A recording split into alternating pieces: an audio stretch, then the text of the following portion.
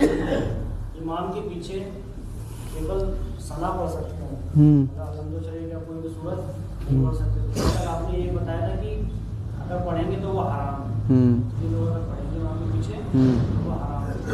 لیکن رمضان میں جب وطر جماعت کے ساتھ ہوتے ہیں نا تو اس میں مقتدی کو ثنا بھی پڑھنی ہوتی ہے اور دعا قنوت بھی پڑھنی ہوتی ہے. تو ایسا کیوں؟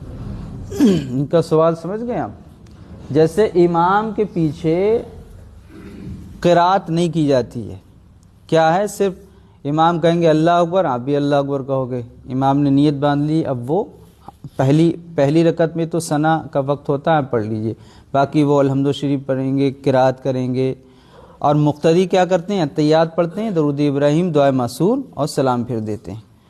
اب ان کا مسئلہ پوچھنے کا یہ ہے کہ امام کے پیچھے باقی اور رکعتوں میں تو مقتدی کچھ نہیں پڑھتے ہیں، ان کے لیے حکم نہیں ہے، نہ الحمد شریف پڑھنا ہے، نہ انہیں کوئی سورت پڑھنا ہے. لیکن تیسری رکعت میں امام اللہ اکبر کہہ کے نیت باندھتے ہیں اور دعائے قنوت پڑھتے ہیں، اور مقتدی بھی دعائے قنوت پڑھتے ہیں. ایسے ہی تو ہے، یعنی رمضان میں جو جماعت کے ساتھ ادا کی جاتی ہیں، اس میں جماعت کے ساتھ جو ہوتی ہے تو اس میں امام بھی اللہ اکبر کہہ کے دعائے قنوت پڑھتے ہیں اور مقتدی بھی پڑھتے ہیں. تو ان کا سوال یہ ہے، کیا اور رکعتوں میں جب سورت وغیرہ الحمد نہیں پڑھی جاتی ہے تو پھر وطر میں تیسری رکعت میں مقتدی دعائے قنوت کیوں پڑھتے ہیں؟